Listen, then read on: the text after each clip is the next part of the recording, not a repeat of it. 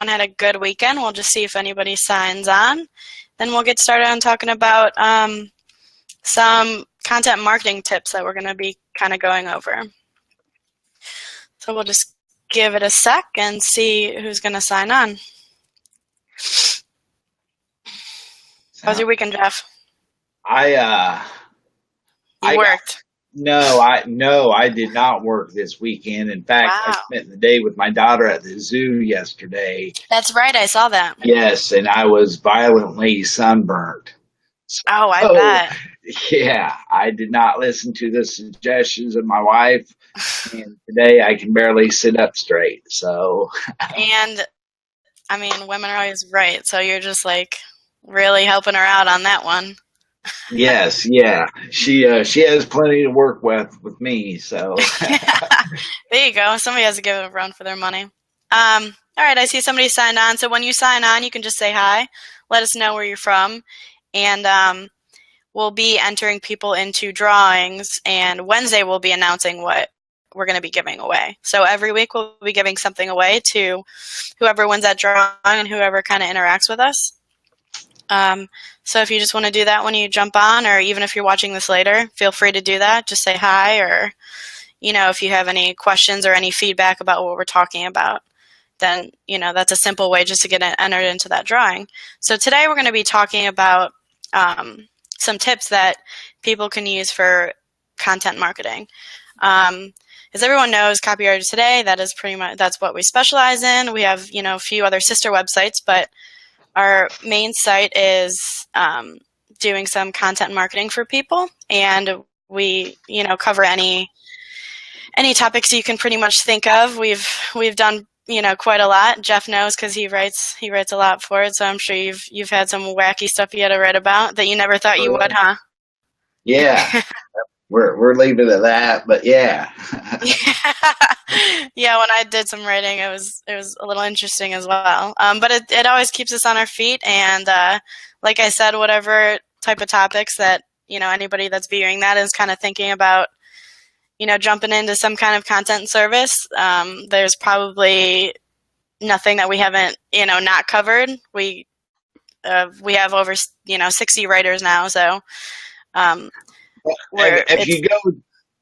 If you go to our FAQ page, though, Gabe does do a special real quick video on who Copywriter Today is not a good fit for. So if you have any questions, you might I think it's like a 2-minute video. Mm-hmm. So you might want to check that out. That's a good point. So right now we'll kind of start with, talking about using social media and kind of how you would be using ads to kind of amplify your content. Jeff actually has his own blog, so he kind of knows from experience that he's used that a little bit. So why don't you just tell us a little bit about that, Jeff? Well, I'm huge on experience is the best teacher, but you can save yourself a lot of punishment by taking advice from other people. And it's something I didn't do at first. I actually thought the higher the dollar amount I would spend, the more effective it was going to be. And that's all that mattered. And that could not be further from the truth. So I just handed Facebook quite a bit of money from time to time. So, and it's like Jeff and I were talking about, it's, it's easy just to click a button and boost your, say you're sharing a blog that you wrote, last week, and you want to kind of boost it. And it's easy just to click a button and just be like, okay, there's $20. But it's not just that. It's you have to find the right times, the right days. We always talk about demographics, but it's so important. It's so critical to find your audience and find out, the times that people are, viewing your blog, and then also kind of taking that into consideration and thinking the same way when you're using your social medias. Because, people viewing content on social medias, I think it's, they take it more lightly. They're not on just your specific blog. Do you kind of get what I'm saying with that? Like, people do it for leisure.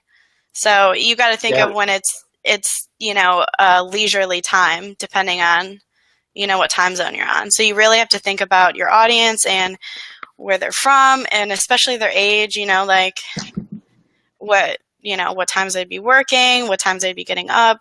And there's so many things that you'd have to put into a factor, especially like not only with cross posting, but when you're boosting your ads and trying to get more traffic. Yeah, and one of the first questions I'll always answer anytime I'm getting ready to pay to boost content, and it's one of the, I think it's like actually the first question it will ask you is, are you trying to drive traffic to your website? Are you trying to increase the number of likes to the Facebook page itself? Are you trying to get more people to simply read the post? And that by answering that first question, that's going to give you a lot of information on how the rest of the ad needs to be set up. Yeah, that's a good point. I didn't think about that. That's definitely, all those are super important factors, because there's going to be all different answers. I mean, they're all going to connect in a way, but you kind of got to go one way or another when depending on if you want to do like you said, get your likes up, or increase people viewing your specific website. Yep. So that's always, and I learned that, like I said, over a hard lesson learned. So you don't have to make the same mistake. It's anytime before I'm actually even going through when I'm writing the content, I've gotten to the point where I'll keep that in the back of my mind. What's the goal of this article? What do I want to do with this? What am I hoping to achieve? And that affects the money you spend. It affects the way you go about it, and it actually affects creating the content itself also. Yeah, and like you said, more isn't always better. You don't want to crank up that ad and then it's just going to be a one and done kind of thing, Exactly. And there's demographics, like, you just want this ad to run in front of people who have liked your page and their friends. There's different areas of the country. It all depends. That's primarily going to depend on your business, and are you just serving your local area, or you have a website that people across the country can go to and place an order. So there's a lot of questions to ask before you even consider a dollar amount. Yeah, and if you're trying to reach a wider audience, then obviously you're going to want to boost your posts multiple times a day then. Yep. Yes. Yeah, definitely. And then while we're kind of focused on ads on social medias, it's also good to kind of amplify your reach on your content marketing when you kind of put like buttons on your page to connect to other share buttons, and connecting through all of the channels that you're on. Yeah, and that's actually something I've got to address on my website today, because I guess there's some issues with mine. But I mean, that's always your goal, no matter what kind of content you have. You want your article or post to be shared by others. Yeah. And I cannot think of one time ever in my life that I've went to a site, copied on a post, copied the URL link, went back to my Facebook page, pasted the URL. So if you don't have the buttons to share it easily, it's not going to happen. It's all about convenience. Exactly. People want it as simple as possible. And if you're going to, put them through the hassle, they're going to be like, all right, well, I don't want to be doing all those steps just to, get to your, Facebook or something. Yep. Yeah. So that, like I said, I've got to address that myself later on today or tomorrow. So that is very important. And not only do you want to make sure those share content buttons are there, you want to have them there where they're being noticed. I mean, it does no good to have them at the bottom, lower left-hand corner of the page where no one's going to see them. Yeah, for sure. And then what about like repurposing your old content? How do you feel I about that? Do you think it kind of brings fresh users to it, or? Yeah, and not only that, but I'm actually getting ready to do, just because of how the lack of time I have. I'm getting ready to do that quite a bit myself for over the next couple of weeks. And Hmm. that does two things. That saves you time and energy, because yeah, there's still a little bit of work and rewording it and changing things up and maybe changing the wordings of a title or subheadings, but it's a lot easier than sitting down with a blank piece of paper and starting over fresh. So Yeah. it saves you time, and it can also be used to get multiple points across. Hmm. Sometimes with just simply changing a keyword, you can rewrite the same article and use it for two separate purposes. Okay. So So it could kind of bring in new ideas at the same time as you're also, exactly, using an exactly. old idea. Yeah, and I normally, and this is just for me personally, there's no rule of thumb, and I can't remember seeing any kind of industry standard, but normally I won't redo original content until it's at least 6 months old. Okay. That's just me though. So depending on the industry you're in, 6 months might make it irrelevant to where it's not even worth doing. Right. You gotta make it to where it's trending, to where people actually want to see it. Did you experiment with that time, or was that just something you kind of just learned from somebody else, like a mentor or something, or where'd you get the 6 months from? I do, and this just worked for me, and I could be wrong, but I noticed, like, anytime I'm looking at other blogs or other websites and I'm scrolling through previous posts, normally I'll go back about 4 or 5 months. Okay. And so I want to make it to where if somebody scrolls back 4 or 5 months through my previous post and I get bored, you probably shouldn't even spend that much time going that far back. But Talk I about want to time. I want to go back far enough to where I'm not going to have two. They're not easily going to find the original piece. If they do find it, Okay. it's something they're going to have to dig for. So Yeah. that's kind of where I came up with that number. Okay. And do you generally like pick an article that got like really high views, or how do you use that then? Yeah, obviously, if something didn't get any effects the first time, don't unless you're drastically going to change the way Yeah, it worked. that was my But next question. yeah, normally you wanna reuse the articles and the posts that get the best results the first time. Okay. So if something's working, why change it more than you have to? Mhm. So Okay. Yeah, that was my next question. And then I know we kind of talked about this a little bit, um, probably a few episodes ago, but consistently posting on your blog, and why is that important? And I know it sounds so simple, and it should be a tool and a tip that everybody knows, but I feel like it's just one of those things, that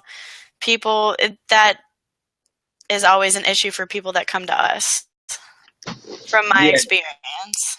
yeah, you never, once you finally get to where you're building an audience and you've got followers and you've got people who actually they're not just simply Googling a term, they're actually going out of their way to visit your site and your blog and whatnot. You don't want Hmm. them to be guessing on when the next you want them to know every Wednesday afternoon there's going to be something new to read. People are only going to check so many times before they give up and look for a new post or a new blog. So Hmm. if you want to that, and for starters, if I'm looking at a company that I can't depend on their blog post to be up at a specific time or day, how much can I depend on their actual service? Yeah, definitely. I So agree with that. that's the way I look at it. That your blog, I still, even with SEO and everything and paid advertising and marketing and whatnot, I still am a very firm believer in your blog can be your greatest resource if you use it correctly. Yeah, and if the content is there, if it's quality, like that's the main thing that's going to be bringing people back to your page. Exactly. Like you can, sometimes people don't, implement social medias right away, and that's not necessarily a bad thing. It's just like that is their focus, and that is, where they want their primary audience to be, is to be directed to their website. And like you said, I mean, we need to come up with some examples sometimes, because we always talk about it depends on your topic and your industry.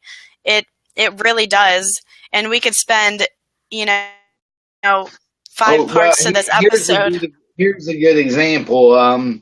You know what? I've got this little mutt dog, and if I need to go take my dog to a vet, I'm not going to get on Facebook to find a vet office. Yeah, right. I'm not. So obviously, that industry, it might not be as big of a role.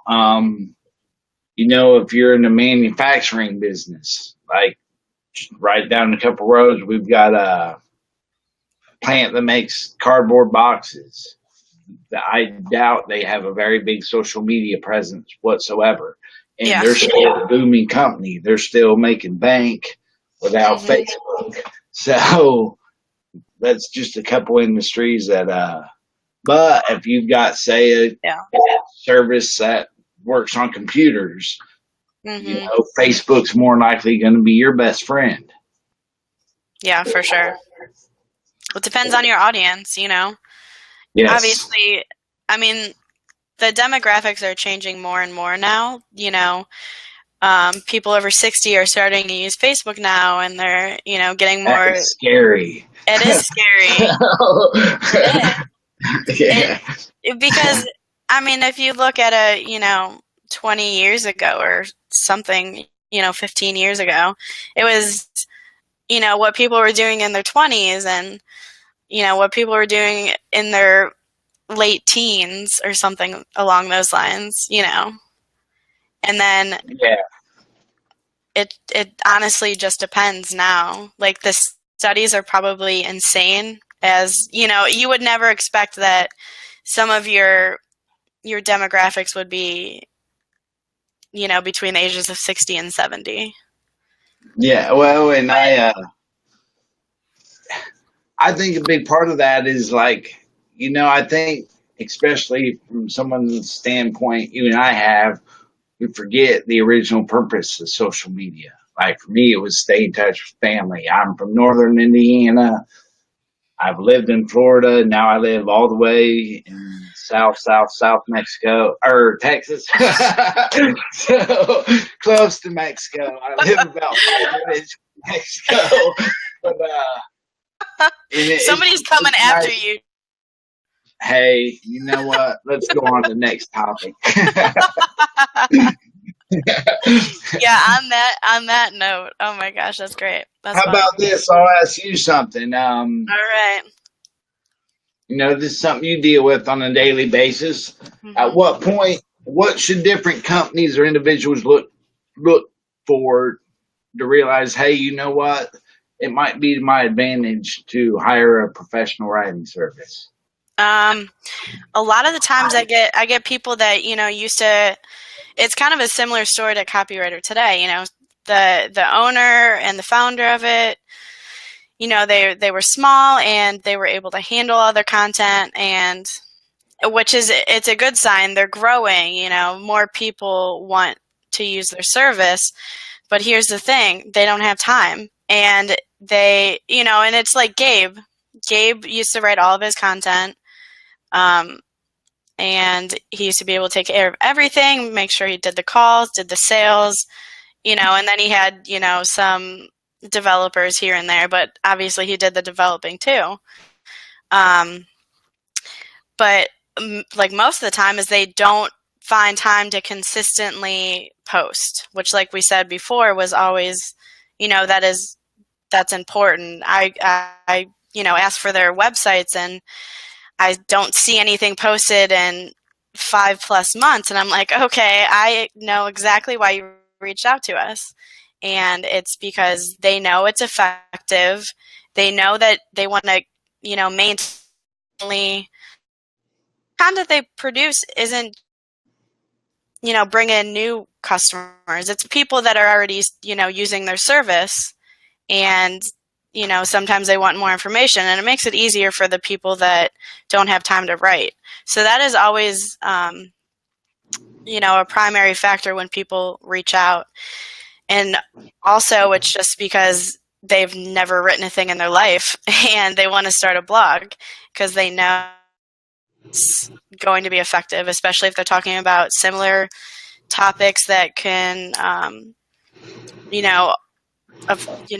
effective for their service. Okay.